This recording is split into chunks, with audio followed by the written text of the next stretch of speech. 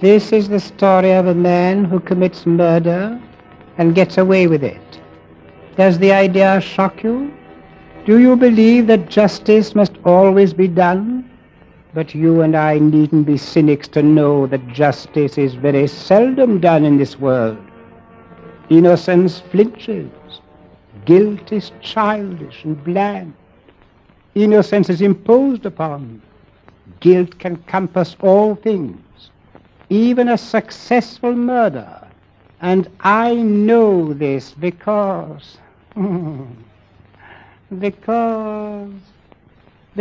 I was the murderer, you ask? They would hardly tell you that if you inquired at Scotland Yard. I was the victim.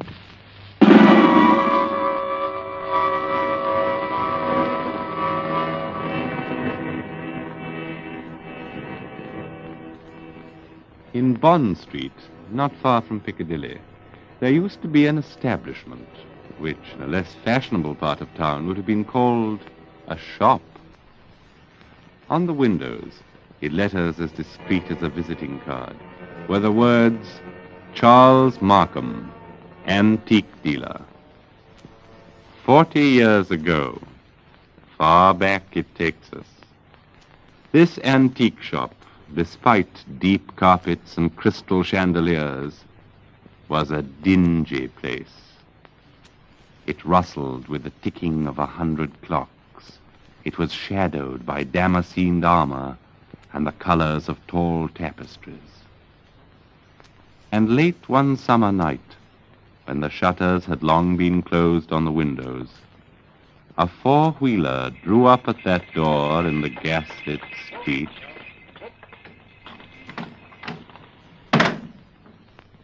That's all, cabby. You needn't wait. Very good, miss. Good night. Good night.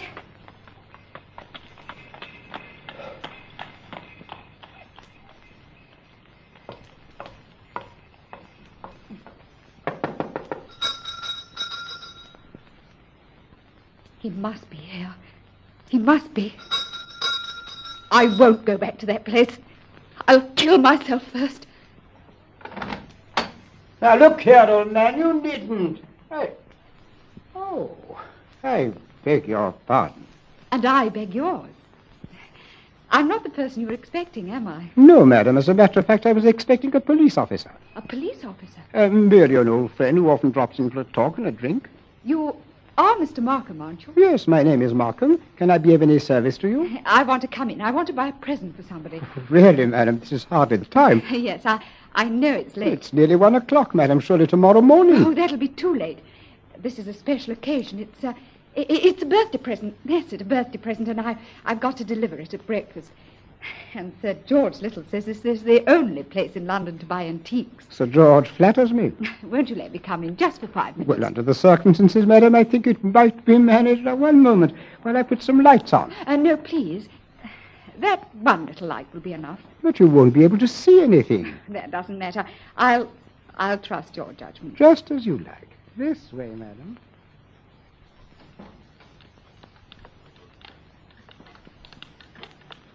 What's that? That noise? Noise? Oh, you mean the clocks, madam. There are more than 100 clocks in this room. I'm very fond of them. Don't they get on your nerves, ticking away together like a nightmare, striking the hours together? They don't strike together. When the hour approaches, you'll hear a musical din that lasts for some time. Might I interest you in perhaps a clock? No. I hate them. Well, all the same, this grandfather clock might amuse you. What about it? Observe the signature. Johannes Carver. Londini Fecit Anno Domini 1752. You could see better, madam, if you raise that veil. I'll keep my veil down, thanks. Just as you please. But look at the clock. I open the glass. I open the glass face. Like this. I push the second hand forward. Like this. And...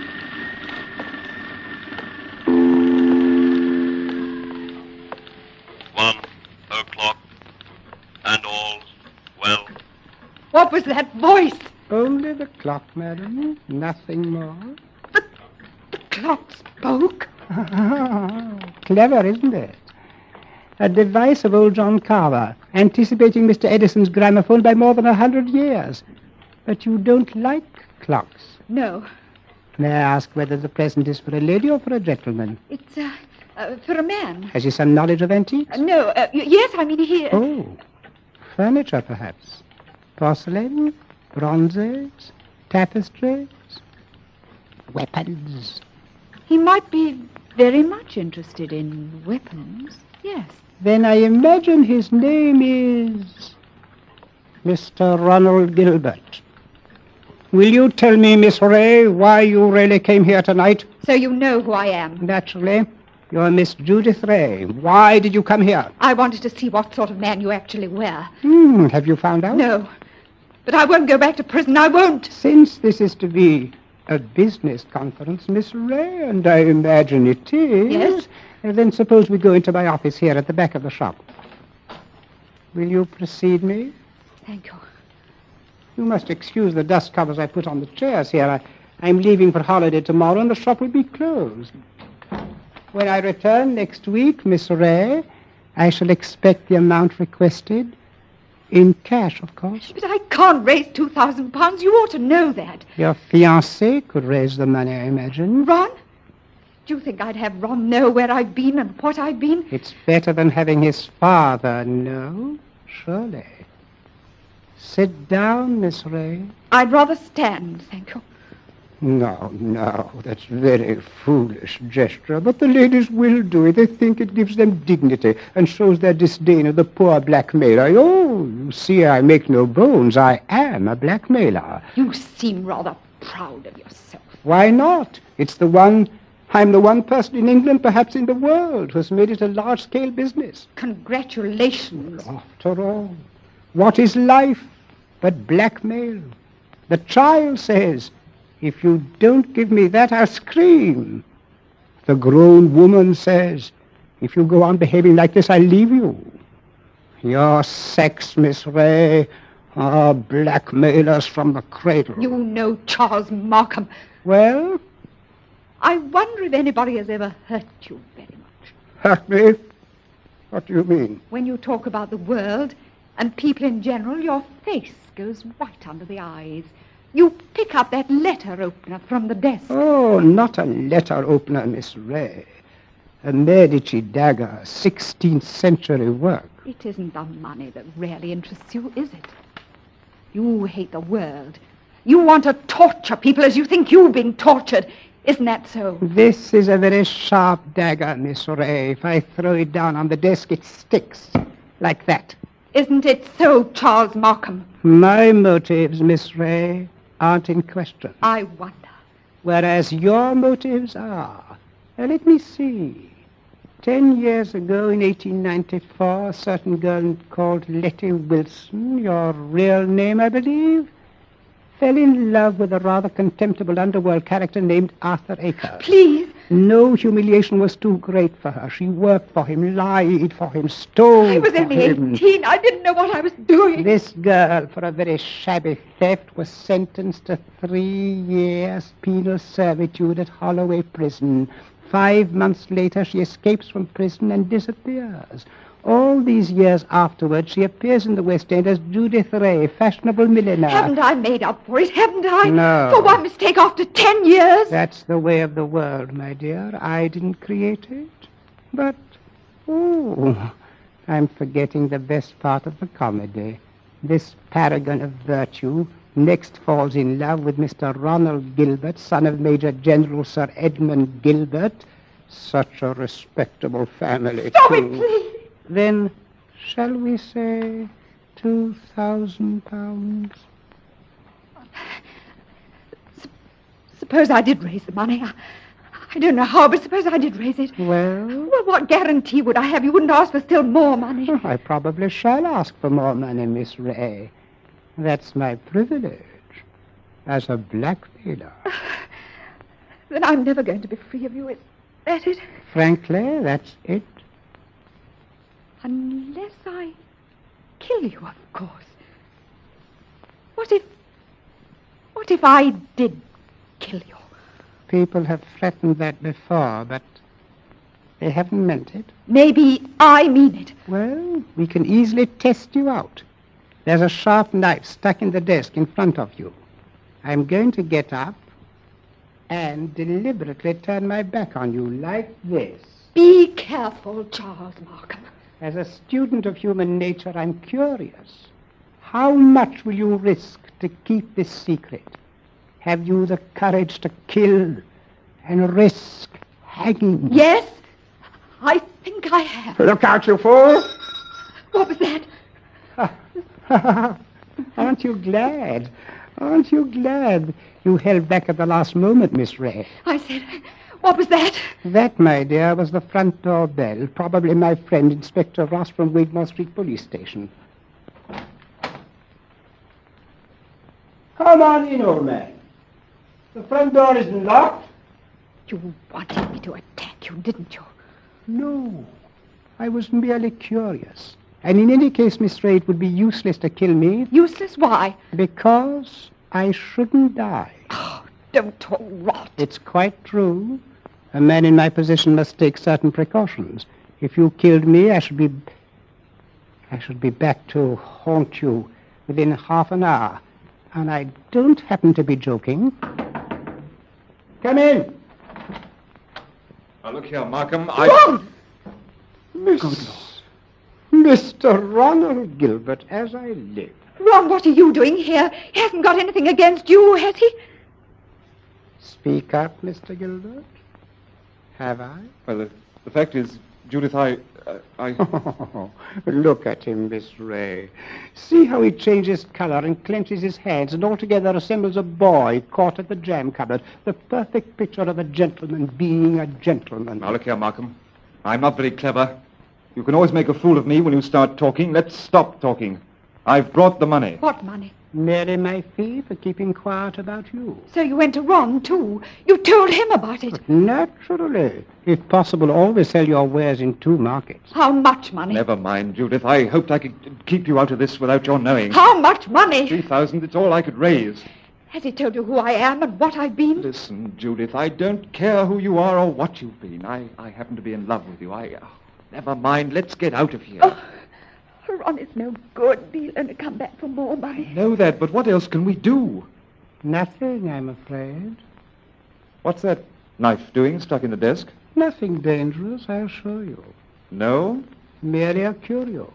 I pick it up like this. I flip it down like this. And pick it up again. Miss Ray was much interested in the dagger. May I have that envelope with the money, please? There you are. Take it. Thank you.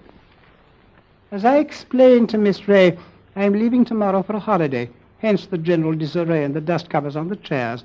Before my departure, I'm glad we could settle this affair as you would say, like gentlemen. Before we clear out of here, Markham, there's just one favor I'd like to ask. Of course, old man, ask away. This is your job, I suppose. You can't help being what you are, but never again, as long as you live, Well? never even say that word, gentleman. Be careful, Ron. Look at his face. Tell me, Mr. Gilbert, how much money is in this envelope? You heard what I said, £3,000. Then take it back, my friend. I find we can't strike a bargain after all. What do you mean? Just what I say. Here's your money. You will now oblige me, both you and Miss Ray, by leaving my shop. What's up? What are you going to do? Tomorrow morning, perhaps even tonight, I'm going to get in touch with the police. I shall tell them where they can find Letty Wilson, alias Judith Ray. You can't do that, Markham. Oh, yes, he can. You've hit him where it hurts. £3,000, my friend, is not enough compensation for the way you talk. There's the way, through the shop. Shall I escort you to the front door? No. You prefer to stay here and make a fool of yourself? You're not going to tell the police, Markham. I promise you that. And how are you going to stop me? With this. Ron, put that gun away. It's a funny thing, Judith. I felt a bit of a fool bringing this revolver along. But now I've got a use for it. Oh, yes, I've got a use for it. Maybe the best thing would be to go into the street now. and call a policeman. You'll never get to the street, Markham. Are you following me into the shop? Yes.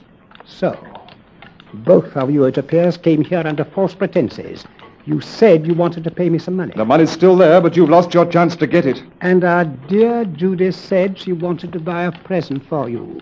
I showed her this grandfather clock here. This speaking clock. Don't go a step beyond that clock, Markham. I warn you. Nonsense, old man. You wouldn't dare shoot. Wouldn't I? No. And I call your bluff. 1 step. 2 steps. Oh! I know your whole silly tribe, my friend. You wouldn't risk it. You wouldn't. What's happening to me? Don't try to grab at the clock, Markham. It won't save you. You wouldn't risk your life. You wouldn't risk your family position. You wouldn't.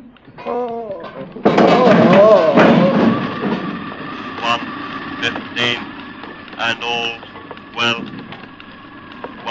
I had to do it, Judith. Don't you see? I had to do it. Did you? Is he? Yes, he's done for. I tell you, I had to do it. Maybe he's not dead, Ron. Go and look at him. He's dead, all right. Please, Ron. Go and look at him. Well, Shot through the heart.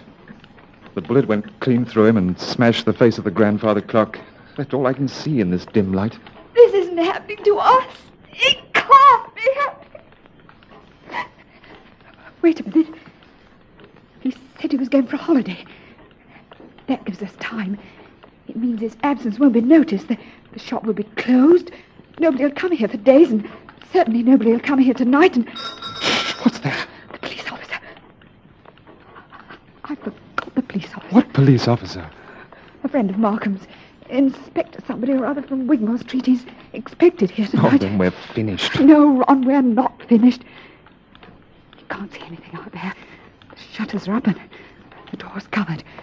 Could you pick up Markham and carry him? Yes, I can manage that. Why? There must be a back way out of the shop. Probably in the office. Hurry, Ron, hurry. He's as heavy as a sack of meal.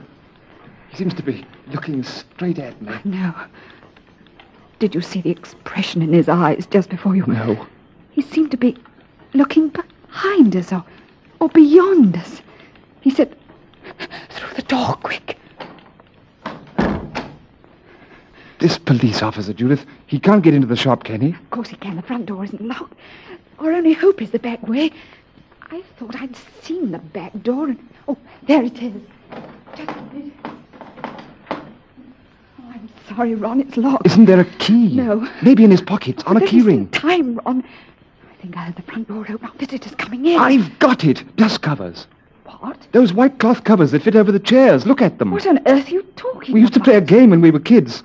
Somebody sits in a big chair, you fit the dust cover over him, and nobody can tell he's sitting there. Don't you see, Judith? That's how we can hide Markham's body. It might work if there's time. There's got to be time. Take the cover off that big wing chair. All right, maybe there's a chance. I'll fit him into it.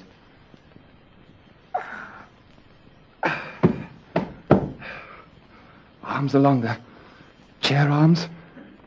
Feet push back. Now put the cover back again and pull it down round his feet. Don't let it touch his chest. Blood will show through. There. That's got it. You can't see anything now, can you? No. But, Ron, Well, what did you do with the gun? the what? The revolver, the gun you shot Markham with. The fact is, Judith, I put it down on the floor when I picked up his body. Out in that other room. Yes, I'm afraid so. Oh, it's too late now, old girl. The police are here. What are we going to say? I don't know. Trust your wits and try to brazen it out. Yes? Come in. Good evening, Miss Ray. Good evening, Mr. Gilbert. Charles Markham. You're Charles Markham. Correct, Miss Ray, but why should that surprise you? Why do you look as though you were seeing a ghost? Because we are seeing a ghost. If you're Charles Markham, whose body Oh, is... Judith, be careful. Body? Miss Ray, did you say body? Oh, Miss Ray is upset. She doesn't know what she's talking about. If you killed me, I should be back to haunt you within half an hour.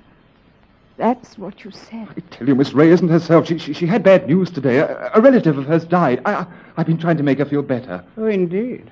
Did you think it would make her feel better to bring her here? I don't understand. My dear sir, you're very welcome, but the situation is surely a little odd. I come in here and find you two looking as guilty as a pair of murderers in my private office in the middle of the night. Did you see anybody else here? There's nobody here, Mr. Markham. Not a living soul. Then you didn't, by any chance, meet my brother? Your brother? Yes, my brother Robert. You couldn't have mistaken him if you'd seen him. He looks so much like me that few people can tell us apart. Then that's it. Poor Robert often deputizes for me. He's learned to act like me, think like me, talk like me, but he doesn't like the work much. He thinks, poor fellow, my profession is beneath contempt. But he acts the part and acts it well, because I pay him. And I find it useful to have a double who will run risks for me. What have you done with his body? We haven't done anything with him. I see. Oh, well, in that case, all we can do is to sit down and make ourselves comfortable. Will you sit there, Mr. Gilbert? And you, Miss Ray, in that wing chair by the window. What's wrong, Miss Ray?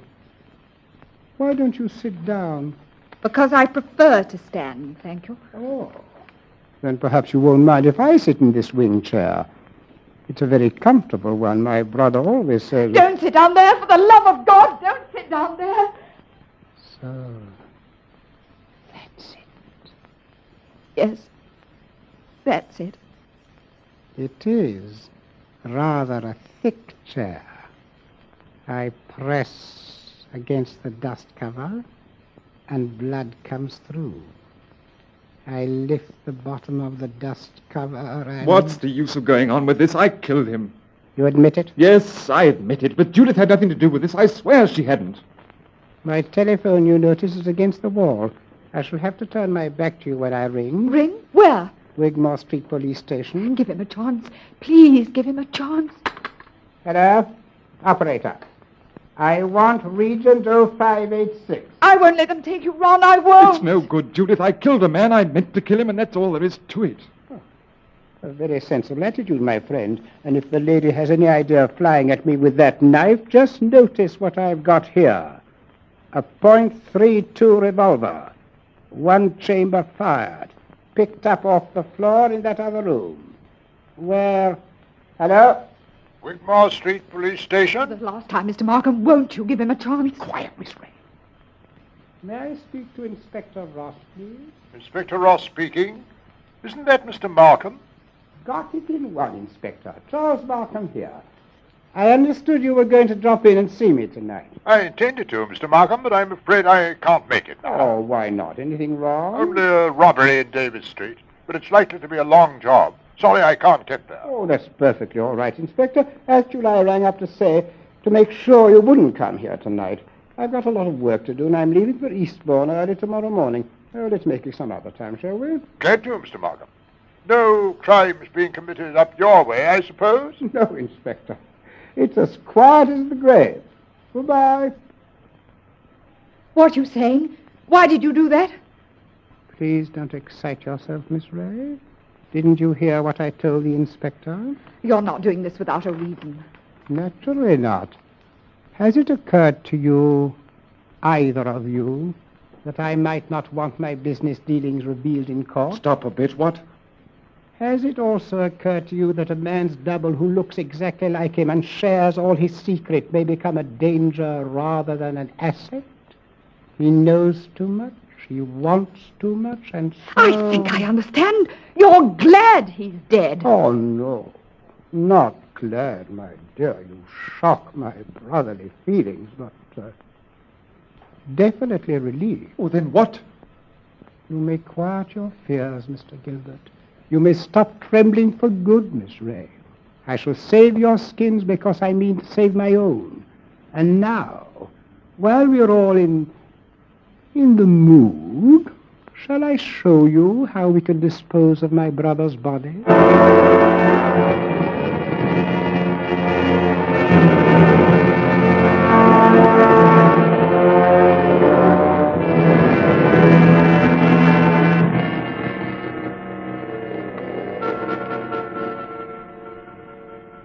This, as I said before, is the story of a man who commits murder and gets away with it.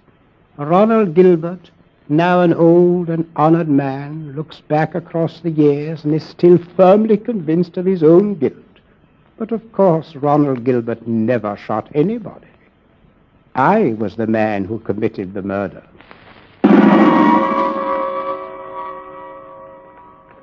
Don't you remember? The bullet that killed my brother is supposed to have passed through his body and smashed the face of the grandfather clock. But that's an impossibility. The face of a grandfather clock is much higher than the heart of a man. You see, 2 shots were fired at the very same instant. Ronald Gilbert missed and smashed the clock face. I fired from the door of the office at the rear and did not miss. That was why my brother looked past those 2. I went out by the back door, locked it, and reappeared at the front afterwards. It was not Robert Markham who died. I am Robert Markham.